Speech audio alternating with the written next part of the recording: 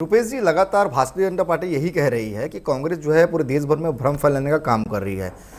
इस योजना के तहत 125 दिन का रोजगार दिया जा रहा है। आपको क्या लगता है, इस रोजगार तो दिया जा रहा है, उसकी नीयत पर सवाल है आप पर कि सरकार पर कुछ संदेह है कि 125 दिन का रोजगार दे पाएगी कि नहीं? कुलेश्वर जी नमस्कार, अनिल जी नमस्कार, रविंद्र भाई नमस्कार। कुलेश्वर जी, लोकतंत्र में आम जनता के लिए कोई योजना लागू की जाती है, सदन में कोई योजना लागू की जाती है तो एक होता है सर्वसम्मति से निर्णय पारित होता है और एक बहुमत के आधार पर निर्णय पारित होता है। यदि ये जन कल्याणकारी योजनाएं थी, ये जन कल्याणकारी के रूप में इस योजना को बताया जा रहा है, तो लोकसभा में चर्चा कराने में क्या इनको गुरेज था? और ये बहुमत के आधार पर इन्होंने ये योजना प्रारंभ कर दी। देखिए, बार बार भाजपा के द्वारा ये कहा जाना कि कांग्रेस को भगवान राम के नाम से एलर्जी है, कदापि ऐसी स्थिति नहीं है। भारत देश के किसी भी नागरिक को भगवान राम के नाम से कभी एलर्जी हो ही नहीं सकती जी। लेकिन जिस प्रकार से ये भ्रम की स्थिति फैलाने के साथ साथ, देखिए, ये सरकार खुद शंकित है। वैसी दशा में इनके द्वारा 26 दिसंबर तक प्रत्येक ग्राम पंचायतों में ग्राम सभा कराने का निर्णय लिया, उसमें भी ये असफल हो गए। और जिस प्रकार से 125 दिन के रोजगार देने की बात की जा रही है, मजदूरी देने की बात की जा रही है, ये एक वित्तीय वर्ष में 125 दिन की बात कर रहे हैं।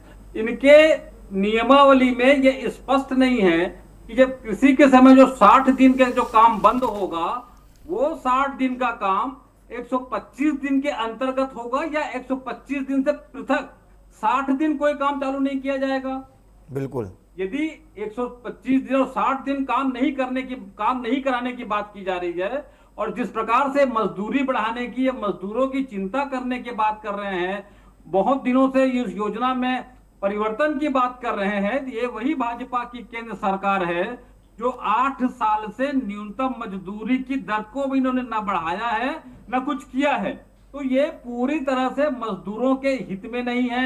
60 दिन कृषि के नाम से काम को बंद कर दिया जाएगा और तमाम तरह के जुमलेबाजी करने वाली सरकार फिर से आम जनता के हितों पर, जो मांग आधारित योजना थी, जो राज्य सरकार जो ग्राम पंचायत में मांगे होती थी, जिस प्रकार से मांग आती थी उस प्रकार से ग्राम पंचायत और राज्य सरकार काम प्रारंभ करती थी। और सबसे दुर्भाग्यजनक बात यह है कि पहले 90% राशि केंद्र सरकार देती थी और 10% राशि राज्य सरकार देती थी। अब 60-40 का रेशियो कर दिया गया है। बिल्कुल। जो भी राज्य सरकार होगी वो 40% राशि जब केंद्र सरकार को देगी, उसके बाद केंद्र सरकार तय करेगी किस राज्य में और किस ग्राम पंचायत में और कहां किस क्षेत्र में कार्य प्रारंभ होना है। ठीक है। ये सीधे सीधे पंचायती राज व्यवस्था के अंतर्गत ग्राम पंचायतों के अधिकारों का हनन है।